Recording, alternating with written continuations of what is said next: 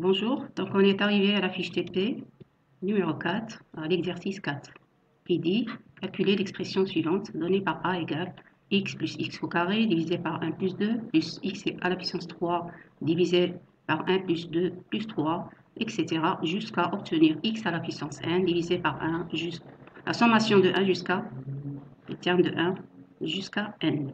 On va donc étudier le problème avant d'entamer la solution. Donc là, c'est la formule donnée, d'accord? Cette formule, je peux donc la mettre sous forme, donc c'est le A ici toujours, sous forme, le premier terme, je peux dire que c'est le x, c'est x à la puissance 1 divisé par 0 plus 1. Donc je vais obtenir le premier terme de cette suite d'expression, d'accord? Pourquoi? Pour dégager les puissances. Alors, je remarque que dans cette expression, tous les termes en numérateur, c'est des puissances, regardez, qui s'évoluent. Ici, c'est x, ici, c'est x au carré, ici, c'est x à la puissance 3. Le x, donc la puissance 1. Le deuxième, je peux prendre ce x qui est avant et le multiplier par lui-même, x.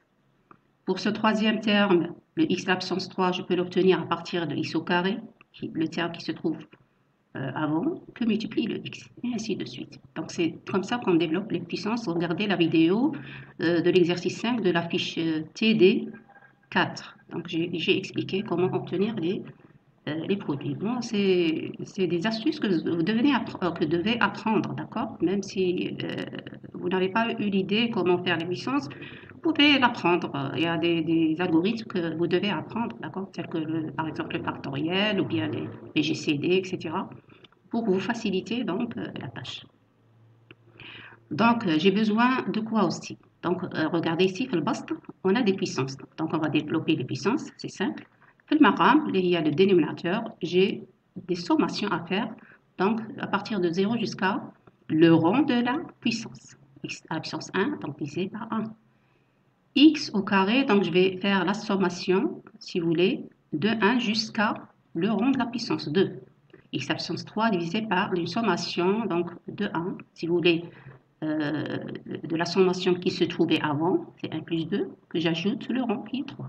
D'accord? C'est comme ça qu'il faut réfléchir. Donc ici, j'ai quoi? Le premier terme, c'est 0 plus 1. D'accord? Le deuxième terme, c'est la sommation du dénominateur du précédent, que je vais ajouter quoi?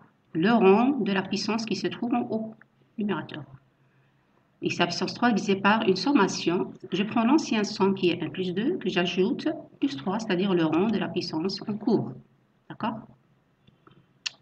Donc, on va développer l'algorithme et on va corriger toujours comme je vous ai donc appris à faire en utilisant une trace pour corriger votre algorithme.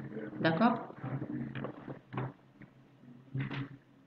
Alors, initialement, bien sûr, on doit lire deux variables, j'ai le n et j'ai le x. D'accord? Initialement, A, je mets A l'expression qui est égale à 0, elle est nulle. Initialement, elle est égale à 0. Une sommation, je peux l'initialiser selon donc, les cas. Ici, je préfère donc l'initialiser à 0. Même si vous faites le A avec la trace, vous allez vous corriger après, d'accord? Donc, n'hésitez pas. Initialement, je prends 0. Le produit, c'est toujours 1 parce que le produit qui va me permettre de former mes puissances qui se trouvent en haut, le basta. Le i, c'est donc le compteur. Je vais commencer par 1 parce que ici, j'ai x à la puissance 1. Je vais partir de 1 jusqu'à n. Regardez, jusqu'à n. Et le s, c'est le fameux s qui se trouve en bas. D'accord? Initialement, je vais prendre 0. C'est ce s. Initialement, je vais donner 0. Pourquoi? Parce que le s va me faire la sommation qui se trouve au dénominateur, c'est-à-dire fait le maqam. Initialement, s égale à 0. Je vais au fur et à mesure dire s égale à s plus i. I qui est le rang donc le compteur, pardon, ou le rang de la puissance qui se trouve au numérateur lié à basta. Et je commence. Tant que i inférieur ou égal à 1, parce que je vais donc aller jusqu'au dernier terme qui est n, dernier rang du dernier terme qui est n. Alors, entre début et fin, tant que faire quoi? Regardez, j'ai plus d'une instruction. Si j'avais une seule instruction, je ne mets pas le début et le fin. Maintenant, si j'ai plus d'une instruction, Donc, je dois les regrouper entre début et fin. Donc, tant que i inférieur à p égale à 1, je vais donc exécuter ces 4 instructions. Le p initialement, c'est p fois x. Le développement de la puissance, c'est de cette manière. Initialement, p égale à 1, donc p égale p fois x. Le prochain p va être donc p fois x, maintenant x fois x au carré. Le prochain, c'est p fois x, maintenant x au carré fois x sur 3. C'est comme ça qu'on obtient les puissances. Maintenant, le s, c'est s plus i. Le s, c'est l'ancien s. Donc, le premier terme plus i. Regardez, c'est 0, l'ancien s plus i qui est donc le rang de... Il y a le compteur i. Le a, c'est quoi? Maintenant, je vais développer ma formule. Le a, c'est a, l'ancien a. Initialement, l'ancien a, c'est 0. D'accord? L'ancien a, c'est 0. Plus quoi? Regardez, par exemple, x sur 0 plus 1. Je vais l'obtenir de la manière a plus p divisé par s, x divisé par 1 plus 0. Et le i va être incrémenté, et ainsi de suite. Donc, on va faire une trace vite. Regardez, si je prends pour le x égale à 2 et le n égale à 3, je dois obtenir cette formule. Il faut l'écrire de côté, c'est très important. Je dois avoir ce résultat. Et je commence par faire la trace. Initialement, i égale, regardez, à 1. Initialement, le p égale à 1, le s égale à 0 et le a égale à 1. Et je commence. Donc, est-ce que le i inférieur ou égal à 3? Oui, le 1 inférieur ou égal à 3, parce que j'ai choisi le n égal à 3. Donc, le p, c'est p fois x, maintenant 1 fois 2. Le s, c'est s plus i, maintenant 0 plus 1.